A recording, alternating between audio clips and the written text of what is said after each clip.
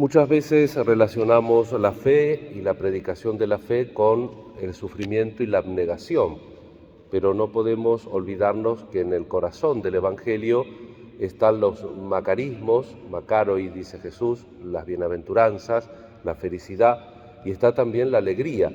Pero nosotros en nuestro mundo moderno entendemos estos dos conceptos, felicidad o alegría, a veces como lo que está más epidérmico, podríamos decir.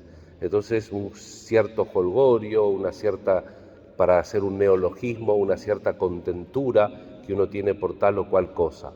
Sin embargo, la felicidad y la alegría que proponen el Evangelio son algo más profundo. Y el ejemplo que les pone aquí Jesús, despidiéndose de los discípulos en el cenáculo, creo que nos acerca mucho al concepto que quiere expresar. El tema del parto. No había la epidural, como se dice ahora, ¿no? en la época de Jesús. Y dice Jesús que una mamá, a pesar de que sufre mucho, se alegra cuando nace un hijo, sobre todo si es un hijo buscado, esperado, querido. También en nuestro mundo moderno tenemos familias que se alegran. Y hay un sufrimiento, hay un dolor concreto, real, y parece que muy fuerte, muy intenso.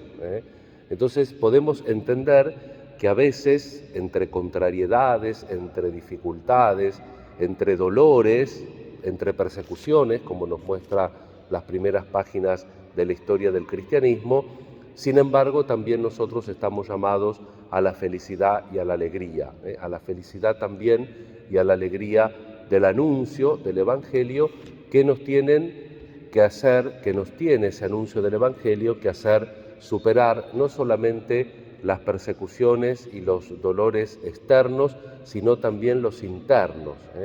Evidentemente que Pablo en Corinto sufrió mucho y tiene este mensaje del Señor, un mensaje que también nos puede ayudar a nosotros a superar las dificultades, los desazones, las desesperanzas que podamos tener interiormente.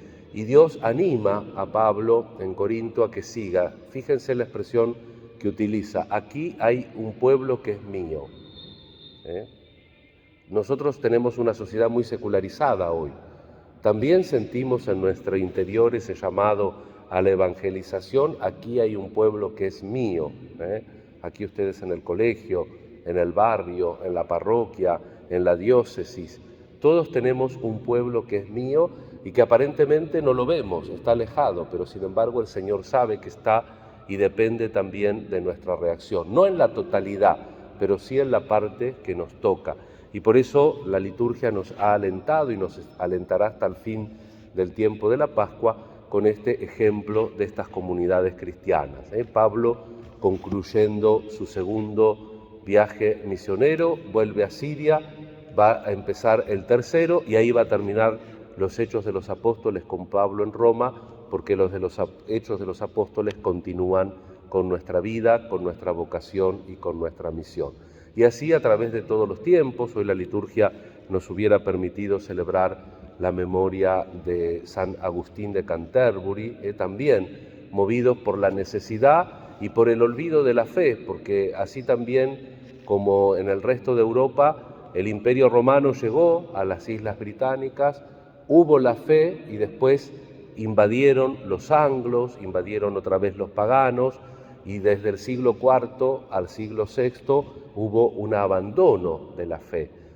En una ocasión el gran Papa San Gregorio Magno, en el siglo VI, paseando por el mercado de Roma, vio una jaula con presos de Inglaterra, con esclavos para ser vendidos, que eran todos muy rubios, de ojos claros.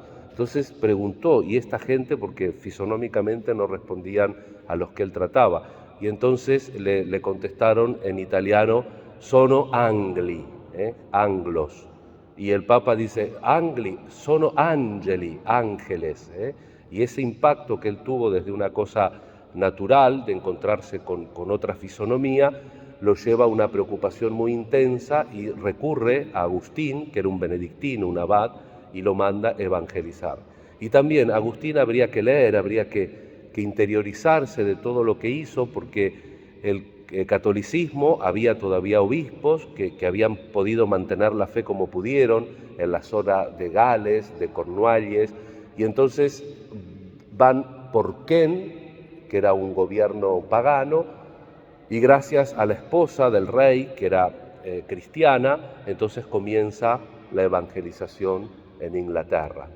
Y también con estas luchas, el idioma, porque al principio va con intérprete, aprender el idioma, aprender las costumbres, tratar de rescatar a los obispos, que lamentablemente muchos se pierden, que estaban un poco abandonados también, y luego otra vez fundar la fe, con los sufrimientos, con las persecuciones y con las alegrías propias del Evangelio. Pidamos el ejemplo, miremos el ejemplo y pidamos la intercesión de estos santos, de la talla de Pablo, de Agustín de Canterbury y todos aquellos que no están en las listas que celebramos la liturgia, pero que son ante Dios grandes apóstoles porque han vivido su vocación y su misión en el mundo, entendiendo que aunque no lo veamos, hay un gran pueblo que es del Señor y que nosotros también nos debemos a Él. Al final de esta semana ponemos en el altar del Señor toda nuestra vida y le pedimos al Señor el fuego en nuestro corazón para poder anunciar el Evangelio, que tengamos los mismos sentimientos de Jesús al recibir la miseria del hermano y ese fuego también en el corazón para anunciar el Evangelio a los demás. Amén.